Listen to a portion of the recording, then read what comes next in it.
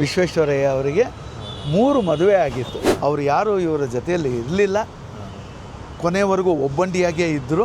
ಅನೇಕ ಎಂತೆಂದೋ ಬಿಲ್ಡಿಂಗ್ ಕಟ್ಟಿದ್ರೇನು ಇವರು ಮನೇನ ಇನ್ನೊಬ್ಬರು ಕಟ್ಟಿದ ಮನೇನ ಇವರು ಕೊಂಡ್ಕೊತಾರೆ. ಒಂದು ಸಮಯದಲ್ಲಿ ಆ ಭದ್ರಾವತಿ ಕಾರ್ಖಾನೆ ತುಂಬ ನಷ್ಟಕ್ಕೆ ಬಂದುಬಿಡುತ್ತೆ. ಅಲ್ಲಿನ ಆಡಳಿತನ ಇವ್ರ ಕೈಗೆ ತಗೊಂಡು ಅದನ್ನು ಸ್ಟಡಿ ಮಾಡಿ 3 ವರ್ಷದಲ್ಲಿ ಅದನ್ನು ಲಾಭದಾಯಕವಾಗಿ ಬರೋದಕ್ಕೆ ಇವ್ರು ಮಾಡ್ತಾರೆ.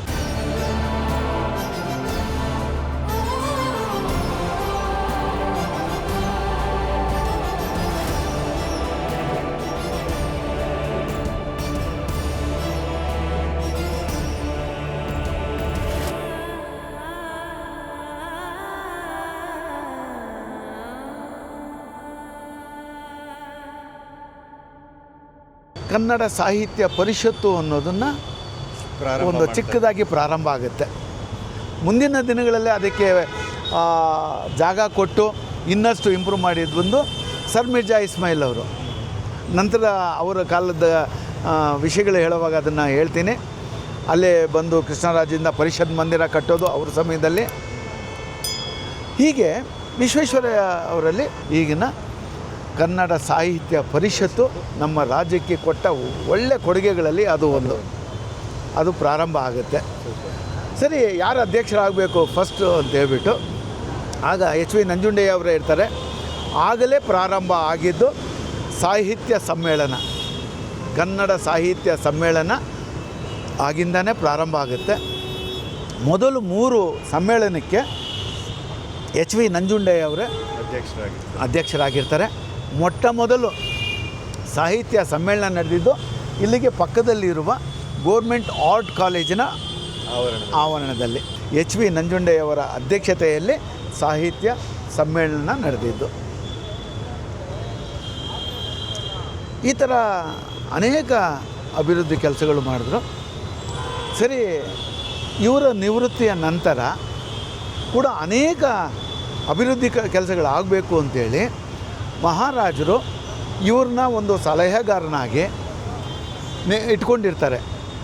ಅವರಿಗೆ ಇರೋವರೆಗೂ ಒಂದು ಮನೆ ಬೇಕು ಅಂತ ಇಲ್ಲೇ ವಿಧಾನಸೌಧ ಪಕ್ಕದಲ್ಲಿ ಈಗ ವಿಶ್ವೇಶ್ವರಯ್ಯ ಟವರ್ ಅಂತ ಹೇಳ್ತೀವಲ್ಲ, ವಿಶ್ವೇಶ್ವರಯ್ಯ ಗೋಪುರ ಅಂತ, ಅಲ್ಲಿ ಮೊದಲು ಒಂದು ಚಿಕ್ಕ ಸರ್ಕಾರದ ಒಂದು ಮನೆ ಇತ್ತು. ಅಲ್ಲಿ ವಿಶ್ವೇಶ್ವರಯ್ಯ ಅವರು ಇರೋವರೆಗೂ ಇರಬಹುದು ಅಂತ ಹೇಳ್ಬಿಟ್ಟು ಸರ್ಕಾರದೊಂದು ಗೆಸ್ಟ್ ಹೌಸ್ ಕ್ವಾರ್ಟರ್ಸ್ ಥರ ಇವರು ಅಲ್ಲಿದ್ದರು. ಆದರೂ ಇವರು ಅದು ಬೇಡ ಅಂತಂದ್ರೂ ಕೇಳಲಿಲ್ಲ. ಸರ್ಕಾರದಿಂದ ನೀವು ಇರಬೇಕು ಅಂತ ಹೇಳ್ಬಿಟ್ಟು ಅನೇಕ ಸಲಹೆಗಳು ಇವರು ಕೊಡ್ತಾಯಿದ್ರು. ಅಲ್ಲಿ ಇವರು ಮನೆ ಇತ್ತು. ಇನ್ನು ಅವರ ವೈಯಕ್ತಿಕವಾಗಿ ನಾನು ಹೇಳಬೇಕು ಅಂತಂದರೆ ಕೆಲವು ವಿಷಯನ ನಾವು ಹಂಚ್ಕೊಳ್ಳೇಬೇಕು. ಎಲ್ಲರೂ ಕೇಳ್ತಾರೆ, ಯಾಕೆ ಇವ್ರಿಗೆ ಮಕ್ಕಳಿರಲಿಲ್ವಾ, ಹೆಂಡತಿ ಇರಲಿಲ್ವಾ, ಇವರು ಮದುವೆ ಆಗಿರಲಿಲ್ವಾ ಅಂತೆಲ್ಲ ಕೇಳ್ತಾರೆ. ವಿಶ್ವೇಶ್ವರಯ್ಯ ಅವರಿಗೆ 3 ಮದುವೆ ಆಗಿತ್ತು. ಅವರು ತಾಯಿ ಇರ್ತಾರೆ, ತಾಯಿ ಮದುವೆ ಆಗಲೇಬೇಕು ಅಂತೇಳಿ ಇದು ಮಾಡಿದಾಗ ಮೊದಲು ಒಂದು ಮದುವೆ ಆಗ್ತಾರೆ. ನಂತರ ಅವರು ತೀರ್ಕೊಂಡು ಬಿಡ್ತಾರೆ ಅಂತ ಅನಿಸುತ್ತೆ. ಮತ್ತೆ 2ನೇ ಮದುವೆ ಆಗ್ತಾರೆ. ಅವರು 3 ಮದುವೆ ಆಗುತ್ತೆ. ಆದರೆ ಇವರಿಗೆ ನಮ್ಮ ಕನ್ನಡಿಗರಿಗೆ ಒಂದು ವರದಾನ ಅನ್ನೋ ಏನೋ ಗೊತ್ತಿಲ್ಲ. ಇವರು ಬರೀ ಅಭಿವೃದ್ಧಿ ಕೆಲಸಗಳು ಮಾಡೋದಕ್ಕೆ ಇವರು ಬೇಕು ಅಂತ ಹೇಳಿಬಿಟ್ಟೆ ಅವರು ಯಾರೂ ಇವರ ಜೊತೆಯಲ್ಲಿ ಇರಲಿಲ್ಲ. ಕೊನೆವರೆಗೂ ಒಬ್ಬಂಟಿಯಾಗೇ ಇದ್ದರು. ಆಗ ಇಲ್ಲಿ ಒಬ್ಬಂಟಿಯಾಗಿರಬೇಕಾದ್ರೆ ಅವರ ಸಹೋದರ ಇದ್ದರು ಕೃಷ್ಣಮೂರ್ತಿ ಅಂತೇಳಿ, ಅವರ ಮನೆಯವರು, ಅವರ ಮಕ್ಕಳು ಎಲ್ಲರೂ ಒಟ್ಟಿಗೆ ಅದೇ ಮನೆಯಲ್ಲಿ ಇದ್ದರು. ಕೊನೆಯಲ್ಲಿ ಅವ್ರಿಗೆ ಅನ್ನಿಸ್ತಾ ಇತ್ತು, ನಾನಿರೋವರೆಗೂ ಇಲ್ಲಿರ್ತಾರೆ, ಇದಾಗ್ಬಿಟ್ಟ ಮೇಲೆ ಇವರೆಲ್ಲ ಎಲ್ಲಿ ಹೋಗ್ತಾರೆ, ಅವ್ರಿಗೊಂದು ಮನೆ ಬೇಕು ಅಂತೇಳಿ ಯಾವತ್ತಿದ್ರೂ ಇಲ್ಲಿ ಇವ್ರು ಇರೋವರೆಗೂ ಇರಬಹುದು. ಆಮೇಲೆ ಏನು ಮಾಡೋದು, ಇವರು ಬೇರೆ ನೋಡ್ಕೊಳ್ಬೇಕು ಅಂತೇಳಿ ಒಂದು ಮನೇನ ತಗೊಂಡ್ಬಿಟ್ಟು ಜೇಮ್ಸ್ ಮೋಹನ್ ಅನ್ನೋರು ಇಲ್ಲೇ MG ರಸ್ತೆ ಪಕ್ಕದಲ್ಲಿ ಮ್ಯೂಸಿಯಂ ರಸ್ತೆಯಲ್ಲಿ ಒಂದು ಮನೆ ಕಟ್ಟಿದ್ರು. ಅನೇಕ ಎಂತೆಂದೋ ಬಿಲ್ಡಿಂಗ್ ಕಟ್ಟಿದ್ರೇನು ಇವರು ಮನೇನ ಇನ್ನೊಬ್ಬರು ಕಟ್ಟಿದ ಮನೇನ ಇವರು ಕೊಂಡ್ಕೊತಾರೆ. ಕೆಲವೇ ಸಾವಿರಗಳಲ್ಲಿ ಆಗ ಮನೆ ತೊಗೊಳೋದು. ನನ್ನ ಒಂದು ಅಂದಾಜಿನ ಪ್ರಕಾರ 68,000ದಲ್ಲಿ ಮೋಸ್ಟ್ಲಿ ತೊಗೊಂಡಿರಬಹುದು ಅನ್ನೋ ಒಂದು ಮಾಹಿತಿ ಅಂದಾಜಿದೆ. ಅಷ್ಟಕ್ಕೆ ಆ ಮನೇನ ತೊಗೊಂಡ್ಬಿಟ್ಟು ಅಲ್ಲಿಗೆ ಇವರು ಶಿಫ್ಟ್ ಆಗ್ತಾರೆ. ಆಮೇಲೆ ಇವರಿಗೆ 100 ವರ್ಷ ತುಂಬುತ್ತೆ. ಆಗ ಸರ್ಕಾರದಿಂದನೇ 1962ರಲ್ಲಿ ಇದೇ ಗಾಜಿನ ಮನೆಯಲ್ಲಿ ಒಂದು ದೊಡ್ಡ ಸಮಾರಂಭ ಏರ್ಪಾಡಾಗುತ್ತೆ. ಅಂದರೆ 100 ವರ್ಷದ ಬರ್ತ್ಡೇ ಲಾಲ್ಬಾಗ್ನ ಗಾಜಿನ ಮನೆಯಲ್ಲಿ ಸೆಲೆಬ್ರೇಟ್ ಆಗುತ್ತೆ. ಮತ್ತು ಈ ಪಕ್ಕದಲ್ಲಿ ಕಾಣ್ತಿರೋ ಈ ಶಿಲೆಯನ್ನು ಅವರ 100ನೇ ವರ್ಷದ ಇದಕ್ಕೆ ಇಲ್ಲಿ ಒಂದು ಅವರ ಶಿಲ್ಪನ ಇಲ್ಲಿ ಇಟ್ಟುಬಿಟ್ಟು ಕಟ್ತಾರೆ. 100 ವರ್ಷದ ನೆನಪಲ್ಲಿ ಆಗಿರುವಂಥ ಸ್ಟ್ಯಾಚು ಇದು. ನಂತರ ಈಗ 1970ರಲ್ಲಿ ನಮ್ಮ ರಾಷ್ಟ್ರಪತಿಗಳ ವಿ ಗಿರಿ ಅವರಿಂದ ಉದ್ಘಾಟನೆ, ಈಗ ಹೊಸದಾಗಿ ಇದನ್ನು ಉದ್ಘಾಟನೆ ಆಗಿರೋದು. ನಾನು ಹೇಳಿದೆ ನಿಮಗೆ, ಮೈಸೂರು ಮಹಾರಾಜರು ಅನೇಕ ಸಲಹೆಗಳನ್ನ ಇವ್ರ ಹತ್ರ ಪಡೀತಾ ಇದ್ದರು ಅಂತೇಳಿ. ಅದರಲ್ಲಿ ತುಂಬ ಮುಖ್ಯವಾದ್ದು ಅಂತಂತಂದರೆ, ಇವ್ರ ಕಾಲದಲ್ಲಿ ಅನೇಕ ಕಾರ್ಖಾನೆಗಳು ಪ್ರಾರಂಭ ಆಯಿತು. Bhadravati iron and steel factory, ಕಾಗದ ಕಾರ್ಖಾನೆಗಳು, ಈ ಥರ ಅನೇಕ ಕಾರ್ಖಾನೆಗಳು ಪ್ರಾರಂಭ ಆಯಿತು. ಒಂದು ಸಮಯದಲ್ಲಿ ಆ ಭದ್ರಾವತಿ ಕಾರ್ಖಾನೆ ತುಂಬ ನಷ್ಟಕ್ಕೆ ಬಂದುಬಿಡುತ್ತೆ. ಇನ್ನು ಅದನ್ನು ಮುಚ್ಚೋ ಪರಿಸ್ಥಿತಿ ಬಂದುಬಿಡುತ್ತೆ. ಆವಾಗ ಮೈಸೂರು ಮಹಾರಾಜರಿಗೆ ವಿಶ್ವೇಶ್ವರಯ್ಯವ್ರಿಗೆ ಜ್ಞಾಪಕ ಬರ್ತಾರೆ. ಏನಾದರೂ ಮಾಡಿ ಇವ್ರಿಗೆ ಅದನ್ನು ವಹಿಸೋಣ ಅಂತ ಹೇಳ್ಬಿಟ್ಟು ಇವ್ರನ್ನ ಅದಕ್ಕೆ ಆಡಳಿತ ಅಧಿಕಾರಿಯಾಗಿ ಇವ್ರನ್ನ ನೇಮಿಸಿ ಅದನ್ನೇನಾದರೂ ಮಾಡಿ ಒಂದು ನಷ್ಟದಿಂದ ಪಾರು ಮಾಡಿದ್ರೆ ಸಾಕು, ಅದು ತುಂಬ ರಾಜ್ಯಕ್ಕೆ ಮುಖ್ಯವಾದ್ದು ಅಂಥೇಳಿ ಇವ್ರನ್ನ ನೇಮಿಸ್ತಾರೆ. ಇವರು 3 ವರ್ಷ ಆ ಭದ್ರಾವತಿ ಉಕ್ಕು ಮತ್ತು ಕಬ್ಬಿಣ ಕಾರ್ಖಾನೆ ಬಗ್ಗೆ ಸ್ಟಡಿ ಮಾಡಿ ಅಲ್ಲಿನ ಆಡಳಿತನ ಇವ್ರ ಕೈಗೆ ತಗೊಂಡು ಅದನ್ನು ಸ್ಟಡಿ ಮಾಡಿ 3 ವರ್ಷದಲ್ಲಿ ಅದನ್ನು ಲಾಭದಾಯಕವಾಗಿ ಬರೋದಕ್ಕೆ ಇವ್ರು ಮಾಡ್ತಾರೆ. ವಾಪಸ್ ಅದನ್ನು ಮತ್ತೆ ಒಳ್ಳೆಯ ರೀತಿಗೆ ತರ್ತಾರೆ. ಅದೂ ನಮ್ಮ ರಾಜ್ಯಕ್ಕೆ ಕೊಟ್ಟಿರೋ ಕೊಡುಗೆಗಳಲ್ಲಿ ಅದು ಒಂದು ಅಂತ ಹೇಳ್ಬೋದು. ಈ 3 ವರ್ಷ ಅವರು ಒಂದೇ ಒಂದು ರೂಪಾಯಿ ಕೂಡ ಸರ್ಕಾರದಿಂದ ಪಡೆದಿರೋದಿಲ್ಲ. ಮತ್ತೆ ಹೇಗೆ ಮಾಡಿರ್ತಾರೆ ಅವರು ಹಂಗೆ ಕೆಲಸ ಮಾಡಿದರು. ಆದರೆ ಮೈಸೂರು ಮಹಾರಾಜರು ಯಾವ ಥರ ದಯಾಮಯರು ಅಂತಂದರೆ ಅವರ ಕೆಲಸನ ಅವರು ಉಚಿತವಾಗಿ ಪಡೆಯೋದಕ್ಕೆ ತಯಾರಿರಲಿಲ್ಲ. ಒಂದೇ ಒಂದು ಸತಿ ಸುಮಾರು 5 ಲಕ್ಷ ರೂಪಾಯಿನ ಇವರಿಗೆ ಕೊಡ್ತಾರೆ. ಆ ದುಡ್ಡನ್ನು ಎಲ್ಲೂ ಹಾಕಲಿಲ್ಲ. ಇಲ್ಲಿ ಹಿಂದೆ ಕಾಣ್ತಾ ಇರೋ ಈ ಕಾಲೇಜುಗಳಿಗೆ ಕಟ್ಟೋದಕ್ಕೆ ಅದನ್ನು ವಿನಿಯೋಗಿಸ್ತಾರೆ. ಇದೆಲ್ಲ ಅವರ ದುಡ್ಡಲ್ಲಿ ಕಟ್ಟಿಬಿಟ್ಟ ಮೇಲೆ ಇದಕ್ಕೆ ವಿಶ್ವೇಶ್ವರಯ್ಯ ಹೆಸರು ಇಡೋಣ, ಇದರಿಂದನೇ ಇದು ಕಟ್ಟಿರೋದು, ಅಂದರೆ ನನ್ನ ಹೆಸರು ಎಲ್ಲೂ ಬೇಡ ಅಂತ ಹೇಳ್ಬಿಟ್ಟು ಹಿಂದೆಯೇ ಹೇಳಿದೆ 1927ರಲ್ಲಿ ಮೈಸೂರು ಮಹಾರಾಜರ ರಜತೋತ್ಸವ ನಡಿಬೇಕಾಗಿತ್ತು. ಆದ್ದರಿಂದ ಇದನ್ನೆಲ್ಲ ಕಟ್ಟಿ ಅವ್ರ ಹೆಸರೇ ಇಡಬೇಕು ಅಂತೇಳ್ಬಿಟ್ಟು Krishnarajendra silver jubilee institute of technology ಅಂತ ಹೆಸರಿಟ್ಟರು. ಮತ್ತು ಜಯಚಾಮರಾಜೇಂದ್ರ ಪಾಲಿಟೆಕ್ನಿಕ್ ಅಂತ ಇದು ಹೆಸರಿಟ್ಟರು. ಆಗಲೇ 1917ರಲ್ಲಿ ಇಲ್ಲೇ ಒಂದು ಬೆಂಗಳೂರು ಇಂಜಿನಿಯರಿಂಗ್ ಕಾಲೇಜ್ ಅಂತಿತ್ತು. ಹೋಗ್ಲಿನಪ್ಪ, ಇದು ಇಂಜಿನಿಯರಿಂಗ್ ಕಾಲೇಜು, ಇದಕ್ಕಾದರೂ ನಿನ್ನ ಹೆಸರು ಇಡ್ತೀನಿ ಅಂತಂದರೆ ನಾನು ಬದುಕಿರೋವರೆಗೂ ನನ್ನ ಹೆಸರು ಎಲ್ಲೂ ಬರಬಾರ್ದು ಅನ್ನೋ ದೊಡ್ಡ ಗುಣ ಅವರಲ್ಲಿತ್ತು. ಆಗ ಬೆಂಗಳೂರು ಕಾಲೇಜ್ ಆಫ್ ಇಂಜಿನಿಯರಿಂಗು ಅವರ ನಿಧನದ ನಂತರ ವಿಶ್ವೇಶ್ವರಯ್ಯ ಕಾಲೇಜ್ ಆಫ್ ಇಂಜಿನಿಯರಿಂಗ್ ಆಯಿತು. ಪಕ್ಕದಲ್ಲೇ ಡಿಪಾರ್ಟ್ಮೆಂಟ್ ಆಫ್ ಮೆಕ್ಯಾನಿಕಲ್ ಇಂಜಿನಿಯರಿಂಗ್ ಪ್ರಾರಂಭ ಆಯಿತು. ಇದೆಲ್ಲ ಅವರ ಗೌರವಾರ್ಥವಾಗಿ ನಡೆದಿರುವ ಒಂದು ಸಂಸ್ಥೆಗಳು ಇದು. ಹಾಗಾಗಿ ಈ ಸರ್ಕಲಲ್ಲಿ ನಾವು ಬಂದು ಏನು ಮಾತಾಡ್ತಾ ಇದ್ದೀವಿ ವಿಶ್ವೇಶ್ವರಯ್ಯ ಅವ್ರ ಬಗ್ಗೆ. ಹೌದು, ತುಂಬ ವ್ಯಾಲ್ಯೂಯಬಲ್ ಪ್ಲೇಸ್ ಇದು ನಾವೀಗ ಕೂತಿರೋದಾಗಲೇ. ಹೌದು, ಈಗ ನಾವಿಲ್ಲಿ ಬಂದಾಗಲೇ ಅವ್ರದ್ದೊಂದಷ್ಟು ಫಲಕಗಳನ್ನ ಹಾಕಿದ್ದಾರೆ. ಸೊ ಇನ್ನೂ ಒಂದು ಸಂದೇಶ ಇದೆ.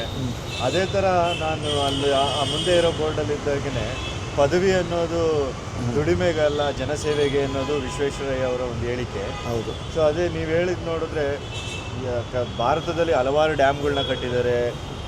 ತುಂಬ ಏನೇನು ಬೇಕು ಅದರದ್ದೆಲ್ಲ ಜನಸೇವೆಗೆ ಅಂತ ಏನೇನು ಮಾಡ್ಬೋದು ಎಲ್ಲ ರೀತಿಯನ್ನು ಮಾಡಿದಂಥವ್ರು. ಅವ್ರಿಗೆ ಆದಂಥ ಒಂದು ಸ್ವಂತ ಮನೆಯೂ ಕಟ್ಕೊಳ್ಳಿಲ್ಲ. ಯಾವುದೋ ಒಂದು ಕಟ್ಟಿದ ಮನೆನ ತಗೊಂಡು ಒಂದಷ್ಟು ದಿನ ಇದ್ದರು. ಹೌದು. ಸರ್ಕಾರದ ಯಾವ ಅಂಗಲೂ ಇರಲಿಲ್ಲ. ಹೌದು.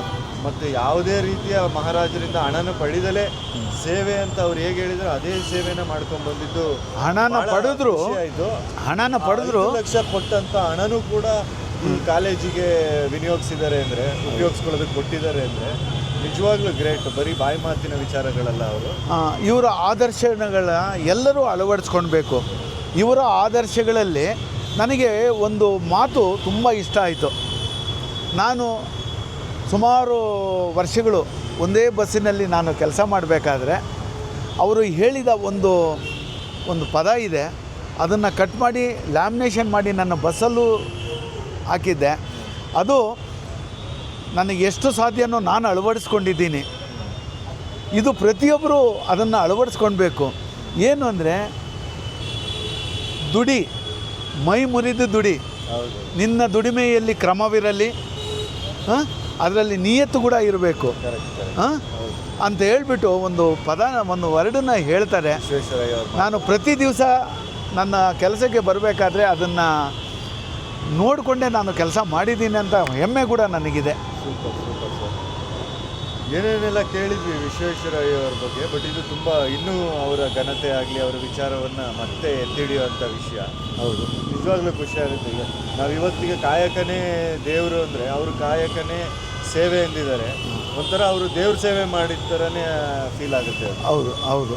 ಮತ್ತು ಅವರು ನಿಯಮಿತವಾಗಿ ಬೆಳಗ್ಗೆ ಇಷ್ಟೊತ್ತಿಗೆ ಎದ್ದೇಳಬೇಕು ಅಂದರೆ ಅಷ್ಟೊತ್ತಿಗೆ ಎದ್ದೇಳೋದು, ಅವರು ಶಿಸ್ತು, ವ್ಯಾಸಂಗ, ಮತ್ತು ಅವರು ಏನೇ ವಿದೇಶಿ ಉಡುಗೆಯನ್ನು ತೊಡ್ತಾಯಿದ್ರು, ಆದರೆ ನಮ್ಮ ರಾಜ್ಯದ ಪೇಟನ್ನು ತೊಡ್ತಾ ಇದ್ದಿದ್ದು ಅದರಲ್ಲೂ ಒಂದು ವಿಶೇಷ ಅವ್ರದ್ದು. ನಮ್ಮ ತನೂ ಬಿಟ್ಟುಕೊಡ್ದ ಹಾಗೆ ಅವರ ಜ್ಞಾನವನ್ನು ತಗೊಂಡು ಹೌದು ಅಭಿವೃದ್ಧಿಗೆ ಏನೇನು ಬೇಕು ಮಾಡಿದಂಥ ಮಹಾನುಭಾವರು. ಶಿಸ್ತು, ಪ್ರಾಮಾಣಿಕತೆ ಮತ್ತು ಸ್ವಂತಿಕೆಯ ಒಬ್ಬ ಮಹಾನ್ ಚೇತನ ಅಂತ ಹೇಳ್ಬೋದು ಅವರು. ಖಂಡಿತ ಅದರಲ್ಲಿ ಎರಡನೇ ಮಾತೇ ಇಲ್ಲ. ಇವ್ರನ್ನ ಆದರ್ಶವಾಗಿ ತಗೊಂಡವರು ಸೋಮಾರಿಯಾಗಿ ಕೂತ್ಕೊಂಡಿರೋ ಇತಿಹಾಸನೇ ಇಲ್ಲ. ಬರೀ ದುಡಿಯಲ್ಲ, ಮೈ ಮುರಿದು ದುಡಿ. ಅದು ನಿನ್ನ ದುಡಿಮೆಯಲ್ಲಿ ಕ್ರಮವಿರಲಿ, ಶ್ರದ್ಧೆ ಇರಲಿ, ನಿಯತ್ತಿರಲಿ, ಎಲ್ಲನೂ ಹೇಳಿದ್ದಾರೆ ಅದರಲ್ಲಿ. ಅದನ್ನು ಎಲ್ಲರೂ ಅಳವಡಿಸ್ಕೊಳ್ಬೇಕು. ಇನ್ನೊಂದು ಚಿಕ್ಕ ಘಟನೆ ನಿಮಗೆ ಜ್ಞಾಪಿಸ್ತೀನಿ. ನಾವು ಸುಮಾರು 1970 ಆಸುಪಾಸಿನಲ್ಲಿ ಒಂದು ಚಿತ್ರ ಬಂತು, ಪ್ರೊಫೆಸರ್ ಹುಚ್ಚುರಾಯ ಅಂತೇಳಿ. ಆಗ ನಮ್ಮ ಹಾಸ್ಯ ಬ್ರಹ್ಮ ಅಂತ ಕರಿತೀವಿ ನರಸಿಂಹರಾಜ್ ಅವರು ಇದೇ ರೈಲ್ವೆ ಸ್ಟೇಷನಲ್ಲಿ ಇಳಿದು ಒಂದು ಜಟಕಾ ಗಾಡಿ, ಅವಾಗ ಆಟೋಗಳು ಇರಲಿಲ್ಲ ಅನಿಸುತ್ತೆ, ಅದರಲ್ಲಿ ಈ ರಸ್ತೆಯಲ್ಲಿ ಹೋಗೋವಾಗ ಇಲ್ಲಿ ಒಬ್ಬ ಮನುಷ್ಯ ಮಲಗಿರ್ತಾನೆ.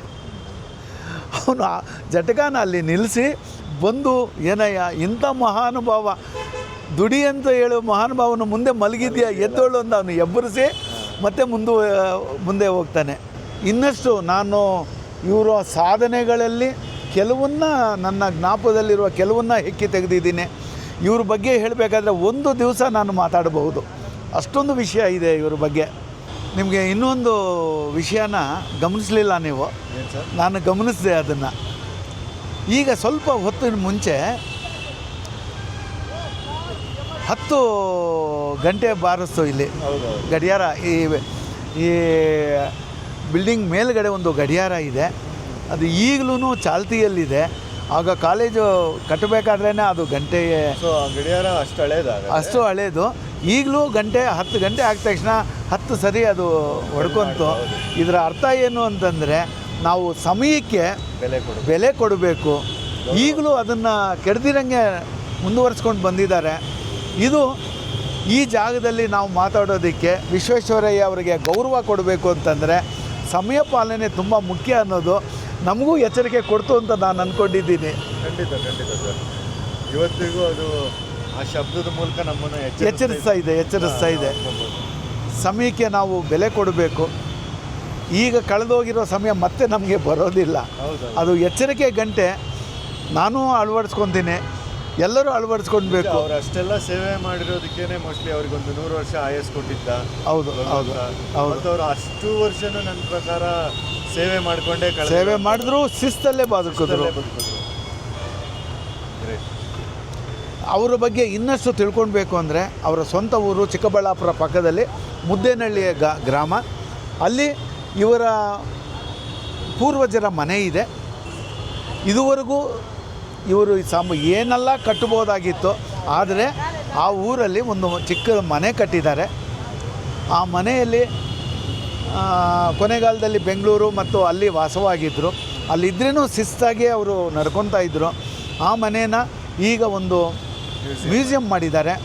ಅಲ್ಲಿ ಅವರ ಸಾಧನೆಗಳು, ಅವರಿಗೆ ನಮ್ಮ ಸರ್ಕಾರ ಕೊಟ್ಟ ಭಾರತ ರತ್ನ ಪ್ರಶಸ್ತಿ ಮತ್ತು ಅನೇಕ ಬಿರುದಾವಳಿಗಳು ಅವಳಿಗೆ ಬಂದಿದೆ. ಅವುಗಳು ಎಲ್ಲನೂ ಆ ಮ್ಯೂಸಿಯಮ್ಮಲ್ಲಿ ನೋಡ್ಬೋದು. ಪ್ರತಿಯೊಬ್ಬ ಕನ್ನಡಿಗನೂ ಆ ಮ್ಯೂಸಿಯಮ್ನ ನೋಡಲೇಬೇಕಾಗಿರುವಂಥ ಮ್ಯೂಸಿಯಮ್ ಅದು. ಅದರಲ್ಲೂ ಎಲ್ಲ ಇಂಜಿನಿಯರ್ ಓದಿರೋರು ಕೂಡ ಅದನ್ನು ಒಂದು ಜೀವನದಲ್ಲಿ ಒಮ್ಮೆ ನೋಡಬೇಕು ಅಂತ ನಾನು ಎಲ್ರಿಗೂ ಮನವಿ ಮಾಡ್ಕೊತಾ ಇದ್ದೀನಿ. ಅಲ್ಲಿಗೂ ಒಂದ್ಸತಿ ಭೇಟಿ ಕೊಡೋಣ. ಖಂಡಿತ. ಸರ್ ಓಕೆ, ಹೋಗೋಣ. ಈಗ ಅವ್ರ ಮನೆ ಹತ್ರ ಹೋಗೋಣ ಸರ್. ಹೋಗೋಣ. ಅವ್ರ ಮನೆ ಹತ್ರ ಹೋಗೋಣ ಬನ್ನಿ. ಇದು ಇಲ್ಲಿಂದ ಇದೆಲ್ಲ ಜಾಗ ಬಂದು ಸರ್ ಮಿರ್ಜಾ ಇಸ್ಮಾಯಿಲ್ ಅವ್ರದ್ದೇ ಜಾಗನ ಈ ಸಮಾಧಿಗಳು ಕಟ್ಕೊಳೋದಕ್ಕೋಸ್ಕರ ಅವ್ರದ್ದೇ ಆದ ಒಂದು ಮಸೀದಿಗೆ ಇದನ್ನು ದಾನ ಮಾಡಿದ್ದಾರೆ. ನಮ್ಮ ರಾಜ್ಯದ ತುಂಬ ಅಭಿವೃದ್ಧಿ ಮಾಡಿದ ಸರ್ ಮಿರ್ಜಾ ಇಸ್ಮಾಯಿಲ್ ಅವರ ಸಮಾಧಿ. ಇವರು ಮೈಸೂರು ಮಹಾರಾಜರಿಗೆ ಸಹಪಾಠಿಗಳಾಗಿದ್ದರು ಅಂತ ಹೇಳಿದ್ದೆ. ಇವರಂದರೆ ತುಂಬ ಆತ್ಮೀಯತೆ ಇತ್ತು. ಇವತ್ತೇ ಕಳಾಸಿಪಾಳ್ಯಂ ಬಸ್ ಸ್ಟ್ಯಾಂಡ್ ಇದೆಯಲ್ಲ, ಅದು ಇವರು ಕಾಲದಲ್ಲೇ ಕಟ್ಟಿರೋದು. ಆ ದಸರಾ ಉತ್ಸವದಲ್ಲಿ ಈಗ ಚಾಮುಂಡಿ ದೇವತೆನ ಮೆರವಣಿಗೆ ಮಾಡ್ತಾರೆ. ಮೊದಲು ಅಂಬಾರಿ ಮೇಲೆ ಮಹಾರಾಜರು ಕೂತ್ಕೊತಾ ಇದ್ರು. ಮಹಾರಾಜರು ಕೂತ್ಕೊಂಡಾಗ ಇವರು ಆತ್ಮೀಯರಂದರೆ ಆತ್ಮೀಯರು. ಇದುವರೆಗೂ ಸುಮಾರು ಸತಿ ನಾನು ಹೇಳಿದ್ದೀನಿ, ನೀನು ಬಾ ಅಂತ ಇರ್ತಾರೆ. ಇವರು ಬೇಡ ಅಂತ ಹೇಳ್ತಾರೆ. ಆದರೂ ಮಹಾರಾಜರೇ ಬಲವಂತದಿಂದ ಪಲ್ಲಕ್ಕಿ ಮೇಲೆ ಕುಂಡಿಸ್ಕೊತಾರೆ, ಅಂಬಾರಿ ಮೇಲೆ.